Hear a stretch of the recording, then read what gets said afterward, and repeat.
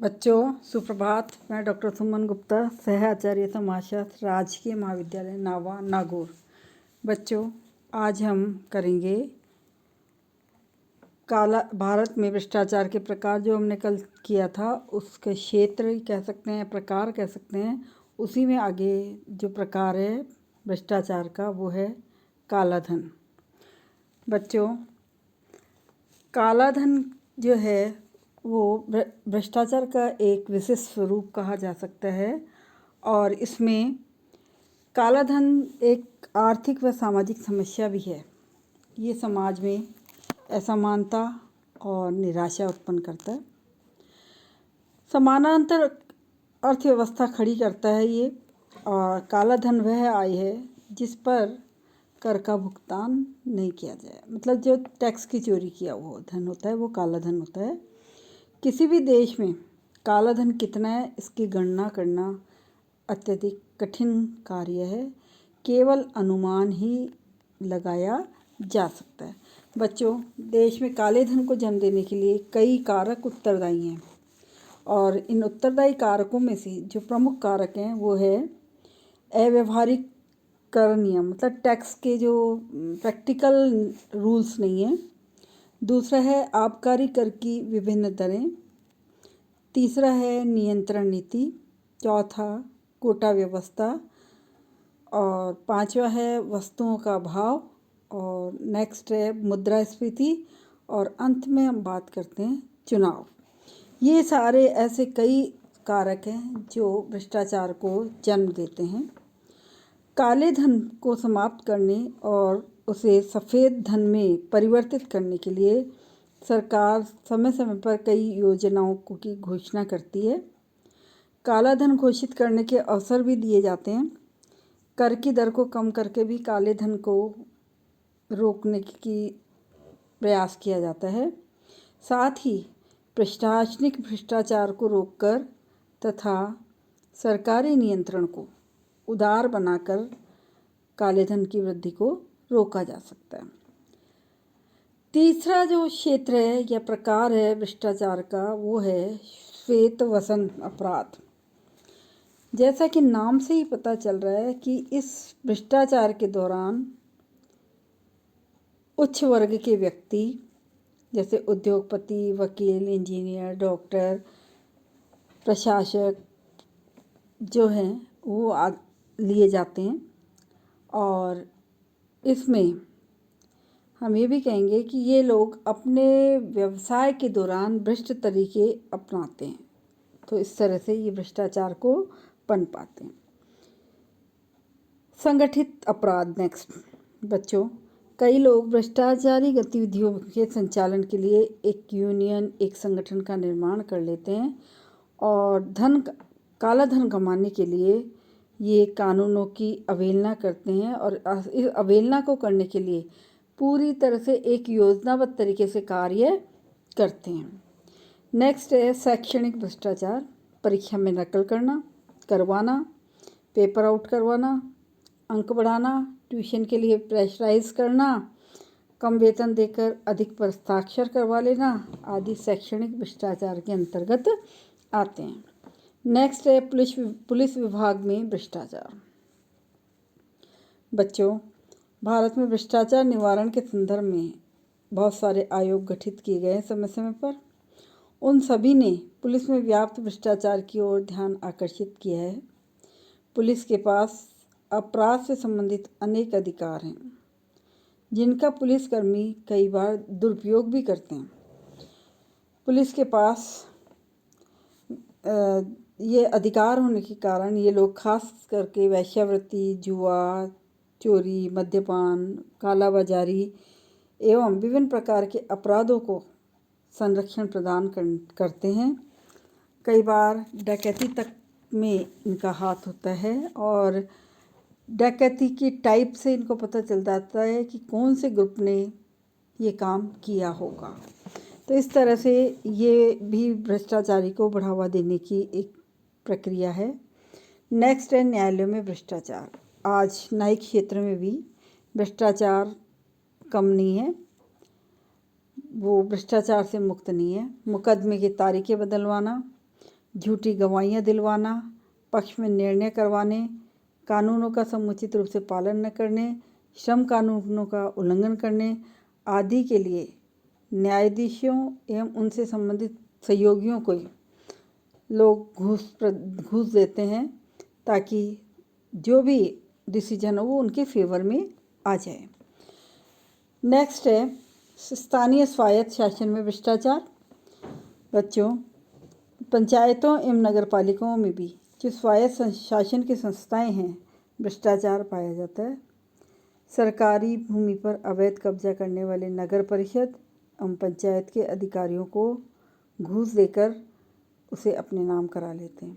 सफाई, व्यापार, चुंगी, निर्माण, शिक्षा आदि से संबंधित नगर पालिकाओं के विभागों में भी भ्रष्ट तरीकों से लोग अपना काम निकलवाते हैं। नेक्स्ट है धार्मिक क्षेत्र में भ्रष्टाचार। बच्चों, धार्मिक क्षेत्र में भी कई रूपों में भ्रष्टाचार पाया जाता है। लोग मंदिर, मस्जिद, धर्मशाला, अनाथालय, गौशाला आदि बनवाने के नाम पर चंदा वसूल कर लेते हैं और चंदे की रकम को हड़प जाते हैं। धार्मिक स्थानों पर पंडित, पुजारी एवं महंतों के द्वारा भी कम अपराध नहीं किया जाता, कम भ्रष्टाचार वहाँ पर नहीं पाया जाता है। मादक द्रव्यों का सेवन करना और भ्रष्ट तरीके से जो है धन को अर्जित करना, ये इसमें आ जाते हैं। नेक्स्ट है सामाजिक क्षेत्र में भ्रष्टाचार।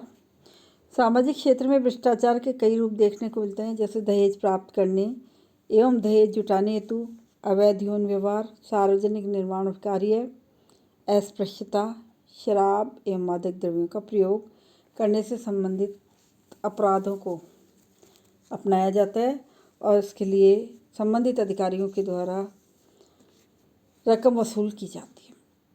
नेक्स्ट है चिकित्सा के क्षेत्र में भ्रष्टाचार। चिकित्सा के क्षेत्र में भी अनेक प्रकार के भ्रष्टाचार पाए जाते हैं, जैसे डॉक्टर द्वारा पैसा लेना, भ्रूण हत्या, नकली दवाइयों का निर्माण करना, इलाज एवं ऑपरेशन के लिए अधिक रकम लेना, विशेष कंपनियों की दवाइयों की बिक्री करवाना और झूठे बीमारी एवं मारपीट में चोट आ जाने के प्रमाण पत्र आदि का जारी करना, ये सब अपराध इस चिकित्सा क्षेत्र में आते हैं। ठेके के क्षेत्र में अपराध भ्रष्टाचार। ठेकेदारों द्वारा भी सार्वजनिक निर्माण कार्य में भ्रष्ट तरीके अपनाए जाते हैं। सीमेंट में अधिक रेत मिलाकर खूब पैसे बनाते हैं। उनके द्वारा बनाए गए मकान, पुल, सड़क बनने से पहले समय से पूर्व भी नष्ट हो जाते हैं। फिर नेक्स्ट है, लास्ट में हम कहेंगे कि इस प्रकार हम देखते हैं कि भ्रष्टाचार का क्षेत्र अत्यधिक व्यापक है और इसने सार्वजनिक जीवन के सभी क्षेत्रों में अपनी जड़ें जमा रखी हैं, चाहे वो धार्मिक क्षेत्र हो, चाहे आर्थिक क्षेत्र हो, चाहे राजनीतिक क्षेत्र हो या शैक्षणिक या सामाजिक प्रशासन, स्वायत्त शासन आदि। कोई भी क्षेत्र इससे अछूता नहीं रहा है। और यहाँ तो ये कहावत भी चरितार्थ होती नज़र आती है, जो जो उपचार किया त्यों त्यों रोग बढ़ता गया। तो इस तरह से हम बच्चों ये वाली चीज़ देखें। अब इसके बाद हम बात करेंगे भ्रष्टाचार के परिणाम। भ्रष्टाचार के परिणामों के लिए अपन कहेंगे कि भ्रष्टाचार भी त्याग की तरह ऊपर से शुरू होता है और नीचे की ओर प्रसारित होकर संपूर्ण समाज को अपने रंग में रंग लेता है। भ्रष्टाचार के जो प्रमुख परिणाम हैं उनमें हम बताएंगे, पहला, वृहद वफादारी के स्थान पर स्थानीय वफादारी बढ़ जाती है। दूसरा, गुरनार्ड मिडल कहते हैं कि भ्रष्टाचार के कारण लालफिताशाही व उत्तरदायित्व से भागने की प्रवृत्ति बढ़ जाती है और लोग असक्षम हो जाते हैं, विकास का कार्य रुक जाता है। नेक्स्ट है, नियमहीनता और कानूनों की अवहेलना में वृद्धि होती है। नेक्स्ट, कीमतें बढ़ जाती हैं। नेक्स्ट, लोगों में निराशा, तनाव और संघर्ष बढ़ता है। नेक्स्ट, राष्ट्रीय चरित्र एवं नैतिकता का पतन होता है। इसके बाद हम बच्चों को करेंगे भ्रष्टाचार उन्मूलन और इसमें प्रयत्न और सुझाव। भ्रष्टाचार के कारण सामाजिक मूल्यों की अवहेलना होती है, ये हम बार बार शुरू से पढ़ते आ रहे हैं। और इसमें समाज में बेईमान, चोरी, डकैती, घूसखोरी और आरामदायक जीवन व्यतीत करने तथा नेक व ईमानदार लोगों को कठिनाइयों का सामना करने की स्थितियाँ बन जाती हैं। भ्रष्टाचार को दूर करने हेतु समय समय पर कई संकल्प, कई समितियों का गठन किया गया और उनके द्वारा इस भ्रष्टाचार से मुक्ति प्राप्त करने के लिए, छुटकारा मिल जाने के लिए कुछ सुझाव भी दिए गए, कुछ उपाय दिए गए, कुछ सुझाव दिए गए। उनकी चर्चा हम यहाँ करेंगे। जैसे भ्रष्टाचार निवारण हेतु जो उपाय हैं उनमें से सबसे पहले है कि व्यावसायिक वर्गों में सुरक्षा तथा सरकारी नियुक्तियों में स्थिरता बनाई जानी चाहिए। नेक्स्ट है राजनीतिक कार्यकर्ताओं, अधिकारियों, व्यापारियों में ईमानदारी की भावना को बढ़ावा देना चाहिए। लोगों में नैतिक गुणों, चरित्र एवं व्यवहारिक आदर्शों को उत्पन्न किया जाना चाहिए। कठोर कानूनी व्यवस्था की जाए। भ्रष्टाचार निवारण हेतु भ्रष्टाचार निवारण विभाग की स्थापना की जाए और साथ ही पुलिस तथा सतर्कता विभाग भी ईमानदारी से काम करे।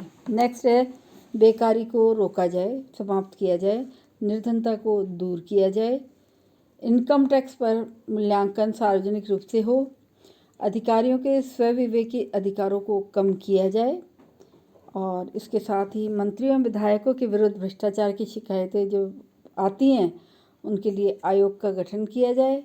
नेक्स्ट, जनसाधारण में जागरण पैदा किया जाए। सामाजिक मूल्यों में परिवर्तन कर धन के स्थान पर व्यक्ति के गुणों को महत्व दिया जाए। भ्रष्ट लोगों की सार्वजनिक रूप से निंदा की जाए, उनकी उपेक्षा की जाए। नेक्स्ट, शिकायत करने वाले लोगों को सुरक्षा प्रदान की जाए। नेक्स्ट, राजनीतिक दलों को चंदा देने पर नियंत्रण किया जाए। नेक्स्ट, नियमों का सरलीकरण, कार्यप्रणाली में पारदर्शिता के साथ साथ दंड के प्रावधान भी होनी चाहिए। अंत में हम कहेंगे कि भारत सरकार ने भ्रष्टाचार निवारण के लिए समय समय पर बहुत सारे प्रयास किए, बहुत सारी कमेटियों का गठन किया, कानून निर्माण किया। जैसे सन 1947 में भ्रष्टाचार निवारण कानून पारित किया गया। 1949 में टेकचंद समिति की स्थापना की गई। 1953 में आचार्य कृपलानी की अध्यक्षता में रेलवे भ्रष्टाचार जांच कमेटी बनाई गई। इसी तरह से बहुत सारी कमेटियां और संगठन बनाए गए। 1962 में तत्कालीन गृह मंत्री संथानम कमेटी की स्थापना की, जिसमें भी भ्रष्टाचार निवारण के लिए संथानम कमेटी की सिफारिशों को लागू करने और कड़े कदम उठाने के लिए जिक्र किया गया। बच्चों, यही नहीं, इसके साथ साथ भ्रष्टाचार को रोकने के लिए कुछ सुझाव भी दिए गए और उन सुझावों में सबसे पहला है सरकारी कर्मचारियों के लिए सर्वत्र एक जैसी आचार संहिता बनाई जाए। दूसरा है संविधान की उन धाराओं को बदला जाए जो अनुशासन की कार्रवाई में बाधा डालती है। नेक्स्ट, भ्रष्टाचार को रोकने के लिए योजनाबद्ध रूप से सामाजिक, आर्थिक, कानूनी एवं प्रशासनिक उपाय अपनाए जाने चाहिए। नेक्स्ट है भ्रष्टाचार से संबंधित सभी नियमों में उचित संशोधन किया जाए। लाइसेंस और परमिट भी किसी व्यापारी संस्था के सदस्य होने पर ही दिया जाए। नेक्स्ट, लाल फीताशाही को समाप्त किया जाए। नेक्स्ट, नागरिकों को इस बात की भी जानकारी दी जाए कि अधिकारियों की शिकायत कैसे और कहां पर की जा सकती है। नेक्स्ट, सरकारी कर्मचारियों के निवास, चिकित्सा एवं बच्चों की शिक्षा की व्यवस्था की जाए। नेक्स्ट, ईमानदार व्यक्तियों को ही उच्च पद प्रदान किया जाए। नेक्स्ट, जो समाचार गुप्त न हो वे जनता में प्रसारित किए जाएं। भ्रष्ट अधिकारियों के कारनामों का व्यापक प्रचार प्रसार किया जाए, उन्हें कठोर दंड दिया जाए। गैर सरकारी संस्थाओं द्वारा उचित रूप से काम करने पर उन्हें राज्य द्वारा सहायता दी जाए। नेक्स्ट है उपयुक्त सामाजिक वातावरण का निर्माण किया जाए। मंत्रियों एवं विधायकों के लिए आचार संहिता बनाई जाए। और लास्ट में हम कहेंगे समाचार पत्रों में छपी भ्रष्टाचार की शिकायतों की जांच की जाए एवं झूठी शिकायत होने पर समाचार पत्रों के विरुद्ध कार्रवाई भी की जाए। इस तरह से बच्चों हमने ये सारे सुझाव देखे कि किस तरह से हम इसको रोक सकते हैं। अंत में हम ये कहेंगे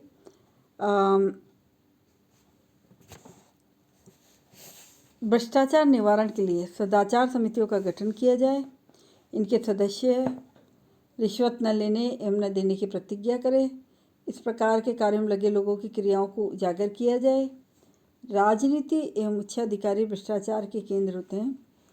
अतः जब तक इनमें नैतिकता या सच्चाई, ईमानदारी, कर्तव्य निष्ठा की भावना नहीं आएगी, तब तक जो है ये भ्रष्टाचार नहीं रुक सकता। इनमें नैतिकता, सच्चाई, ईमानदारी, कर्तव्य निष्ठता, देश प्रेम की भावना का होना जरूरी है। भ्रष्टाचार निवारण के लिए भ्रष्टाचार में लिप्त लोगों को कठोर से कठोर दंड दिया जाना चाहिए, ताकि लोगों के सम्मुख उदाहरण पेश किया जा सके। लोग दंड के भय से भ्रष्टाचारी तरीका नहीं अपनाएंगे। आम व्यक्ति भ्रष्टाचार में इसलिए लिप्त है क्योंकि वह जानता है कि रिश्वत लेकर संगीन से संगीन मामला भी रफा दफा किया जा सकता है। विधायक, लोकसभा के सदस्य, मंत्री, राजनीतिक दल के सदस्यों एवं उच्च पदों पर आसीन अधिकारियों से पूर्ण ईमानदारी एवं कर्तव्य निष्ठा की अपेक्षा की जाती है। ये सब कुछ होने पर ही भ्रष्टाचार को रोका जा सकता है। तो बच्चों, इस तरह से अपना आज ये चैप्टर भ्रष्टाचार वाला कंप्लीट हो गया है और कल हम नया चैप्टर शुरू करेंगे। आज के लिए इतना ही। मैं असाइनमेंट डालूँगी, आप लोग उसको भी करें।